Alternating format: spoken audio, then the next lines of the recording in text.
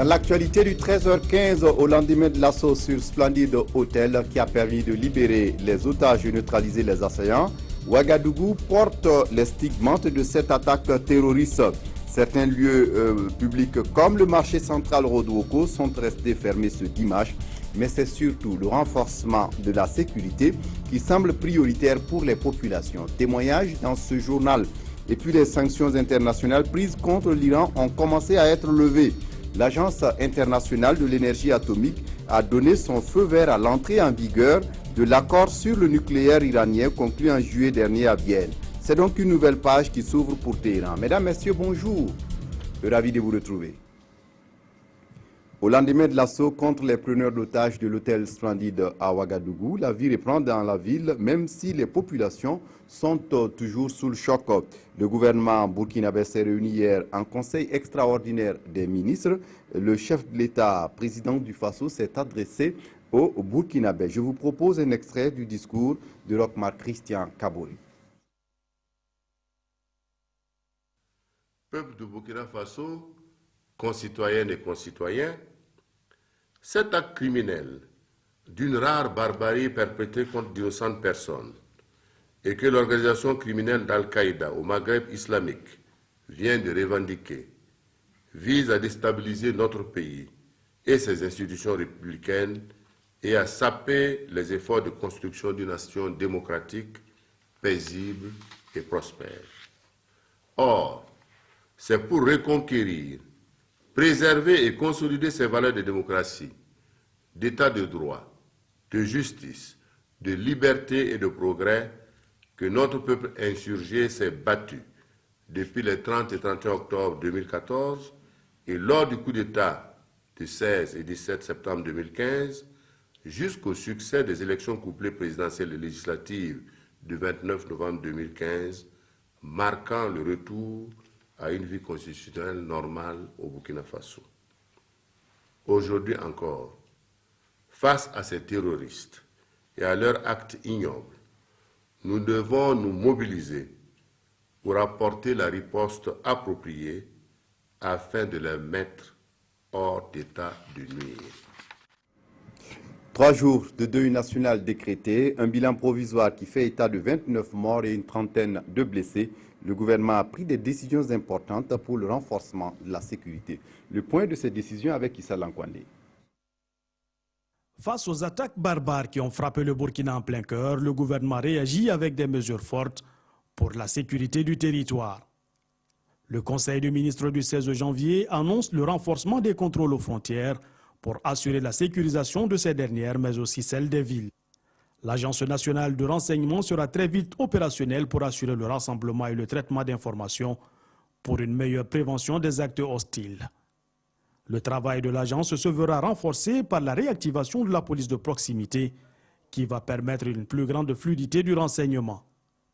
Toujours au plan sécuritaire, un comité interministériel voit le jour. Il sera chargé de la formulation de propositions transversales en matière de stratégie sécuritaire à moyen terme. Dans les établissements hôteliers, les mesures de sécurité seront également renforcées. Et sur le plan purement interne, le couvre-feu en vigueur depuis le coup d'État de septembre se voit réaménagé. Il court désormais de 23h à 6h du matin. L'attaque terroriste a profondément marqué les Burkinabés. Ce dimanche matin, les débats sont toujours focalisés sur le djihadisme. Certains lieux, comme le marché central Rodouoko, n'ont pas ouvert, généralement ouvert dimanche. Mais pour les habitants de la ville de Ouagadougou, le plus important pour eux, c'est le renforcement de la sécurité. Jacques Lamissa Tarpaga a fait un tour en ville, constat et commentaires. Dans ce kiosque à café à Dapoya, un quartier non loin du centre-ville de Ouagadougou, les débats sur les attaques terroristes de vendredi vont bon train. Chacun dit comment le gouvernement devrait réorganiser la sécurité du territoire. C'est un nouveau gouvernement, un nouveau pouvoir qui vient de s'installer. On ne peut pas les accuser, on ne peut pas les en vouloir. Ils viennent de monter au créneau. Ils n'ont rien fait d'abord, mais maintenant, c'est à eux maintenant de prendre des mesures pour nous sécuriser. L'état d'esprit actuellement, il y a la peur qui est là, il y a la stupeur qui est là. Mais bon, la population se demande s'il y a toujours d'autres djihadistes ou c'est C'est l'unique qu'on a neutralisé. Un peu plus loin, le marché Sankariaré et les principaux commerces sont fermés. Seuls les vendeurs aux alentours sont présents. Les stations-service sont également en activité. Au centre-ville, le marché Rodwoko, qui ouvrait les dimanches jusqu'à midi, est resté également fermé. Les questions de sécurité préoccupent tout le monde. J'aimerais qu'il fasse la fois seulement. Quand on voit quelqu'un comme avec, vous le semblez comme je dis, moi, on a qu'à appeler le chou là. Et les sécurités, on a qu'à venir vérifier, voir s'il y avait des risques ou bien pour voir son cas.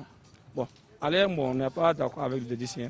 C'est comme surtout aux autorités de voir bien la sécurité pour pouvoir sécuriser les hôtels, les marchés, là où les gens se trouvent beaucoup. Bon, sinon, ce truc peut se produire encore. Et puis au niveau des frontières, nous on voyage, on voit. La gendarmerie qui est là, il fait son travail, mais ça reste un peu suivant, il ne regarde pas bien le véhicule là. Ils n'ont qu'à fouiller, bien voir, surtout les véhicules qui rentrent dans le pays. Le trafic au centre-ville est quasiment le même. La circulation, généralement en ces jours non ouvrables, n'est pas très dense, mais la peur reste entière au sein de la population. Aux côtés des forces de sécurité et de défense, le vendredi soir pour l'assaut contre les preneurs d'otages de Ouagadougou, de bonne volonté également pour secourir les otages. On peut noter la contribution de Séraphin Yaméougo, connu sous le nom de Desarto. Draman Guéné revient sur sa participation. Séraphin Yaméougo, dit Desarto, est un promoteur de sociétés de sécurité privée. Il fait partie des témoins oculaires du massacre de Ouagadougou. Alerté par ses éléments en poste à l'hôtel Splendide, Desarto s'est vite déployé sur les lieux. Là, il assiste impuissamment au carnage. Dans un premier temps, je suis arrivé d'abord seul, j'ai retrouvé les pompiers, les sapeurs-pompiers français qui étaient là, avec d'autres civils. Et comme on ne savait pas de quoi il s'agissait, je n'avais rien, personne d'entre nous n'avait une arme sur lui. Donc on voyait les djihadistes à 100 mètres environ devant nous, qui tiraient allègrement.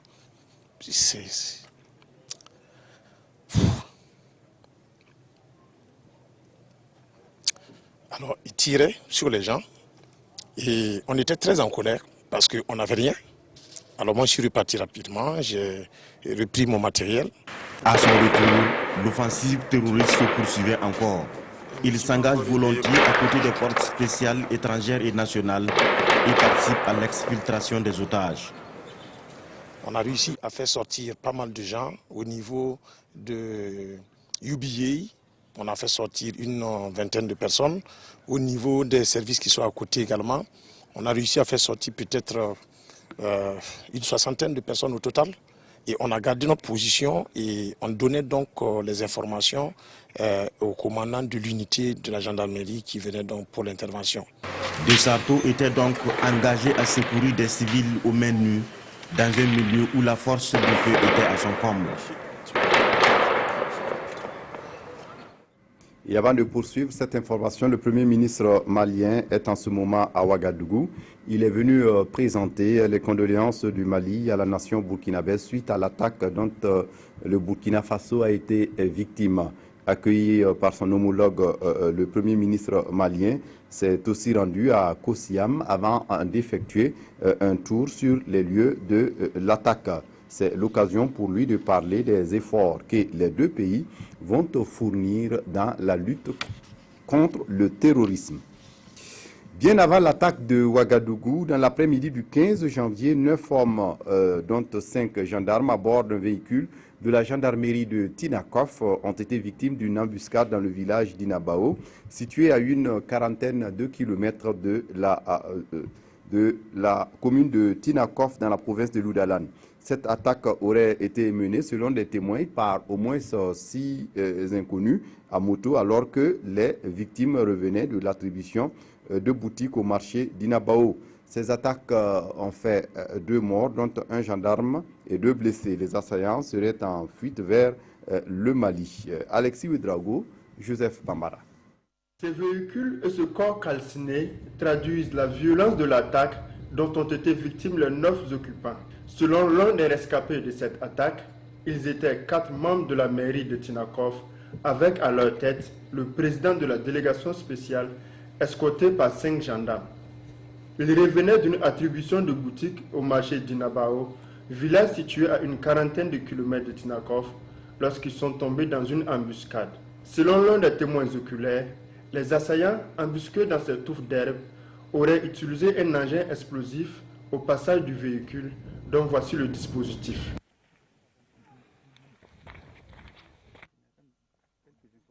Puis, ils auraient tiré à la Kalachnikov sur le réservoir avant de tirer à la roquette sur le véhicule.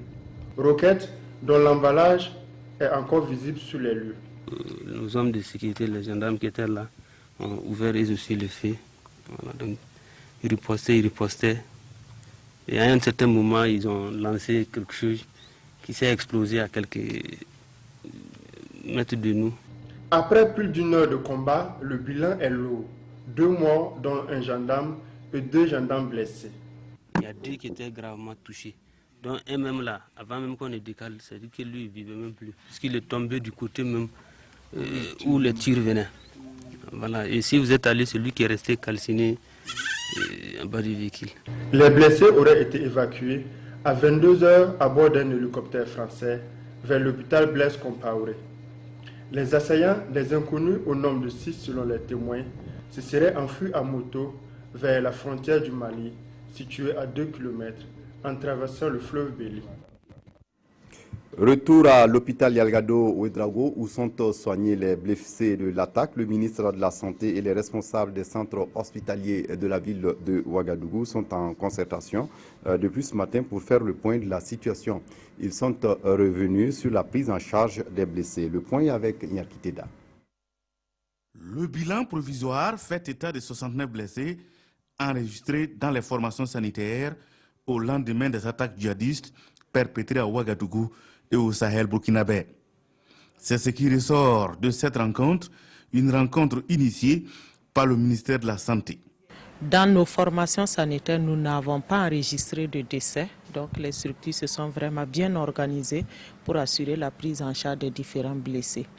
Et à ce jour, nous ne rencontrons pas de difficultés particulières pour leur prise en charge, mais nous avons voulu faire le point ensemble, surtout de voir pour la suite comment nous allons faire pour que les blessés qui sont toujours pris en charge dans nos formations sanitaires, qu'ils puissent continuer à recevoir les soins de qualité.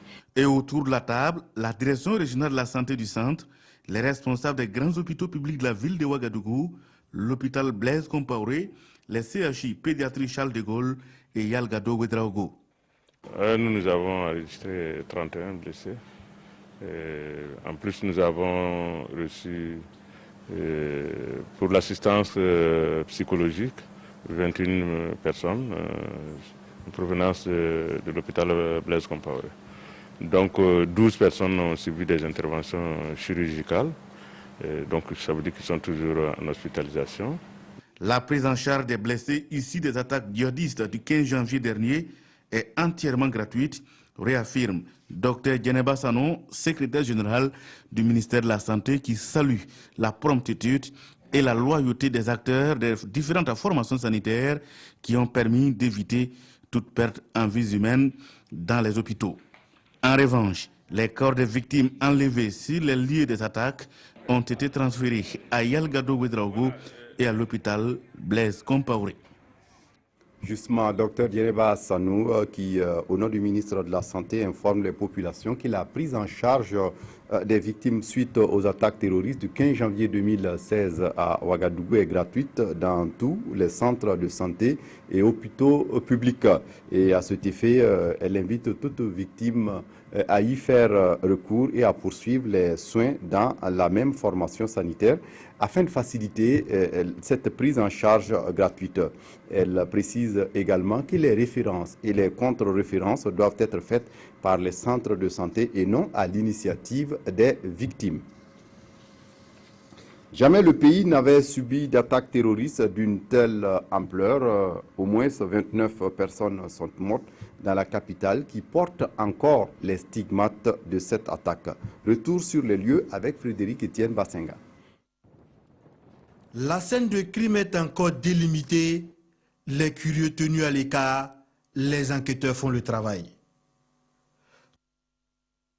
3 endroits cristallisent l'attaque terroriste du 15 janvier, l'hôtel Splendide, le café Cappuccino et le Maki Taxi Brousse. Le Cappuccino, le lieu de l'horreur.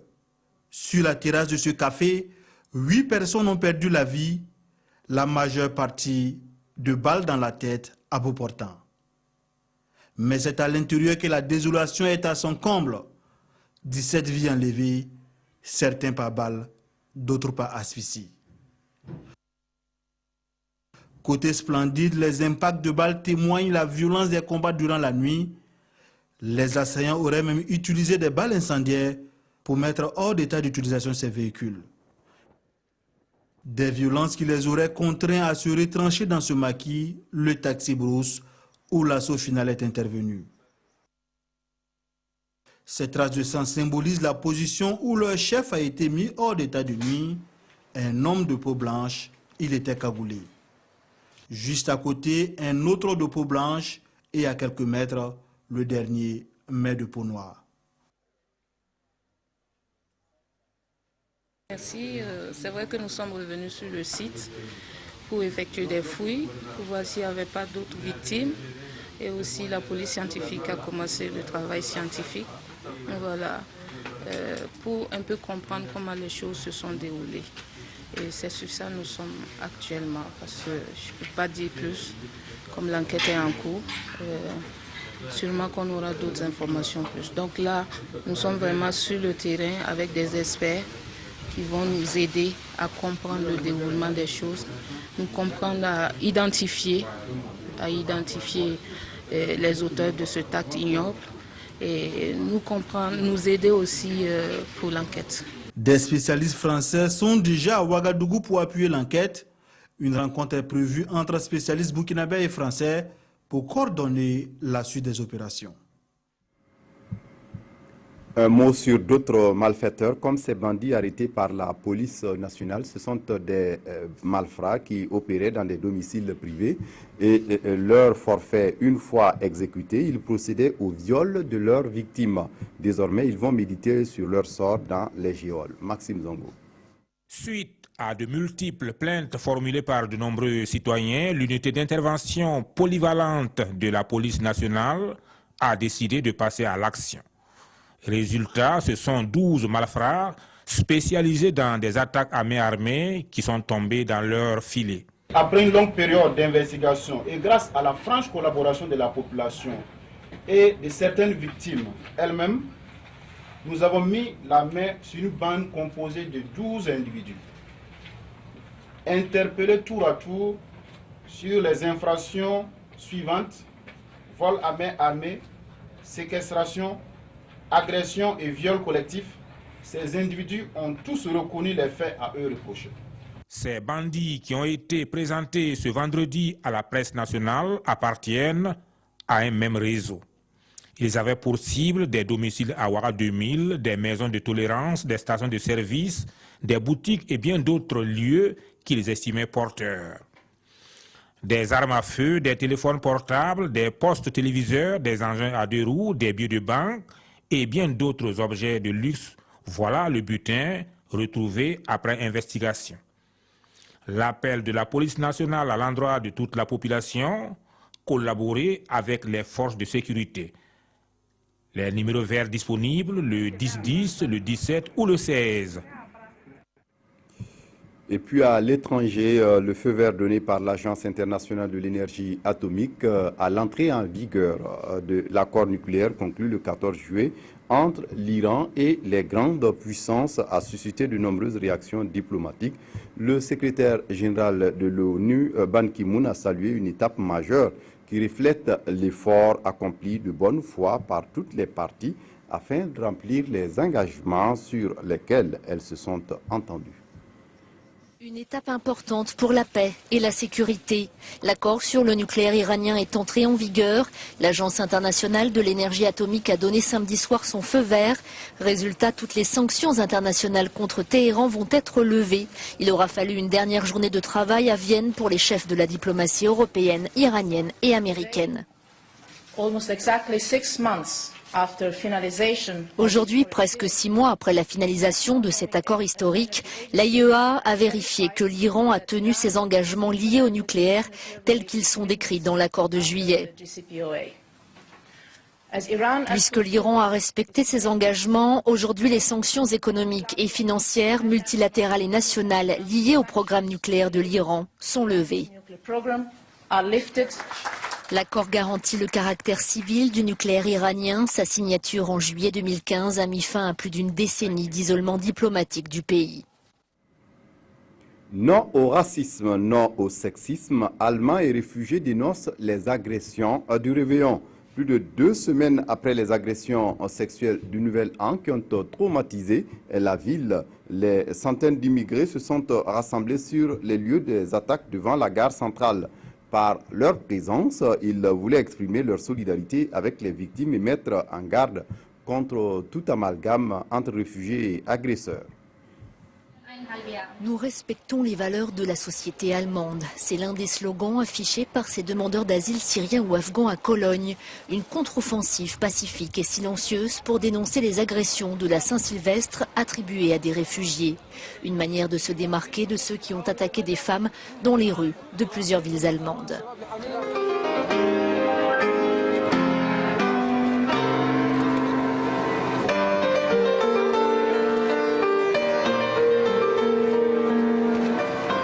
Manifestation aussi à Stuttgart contre le racisme et la violence. Près de 7000 personnes en appellent à la solidarité.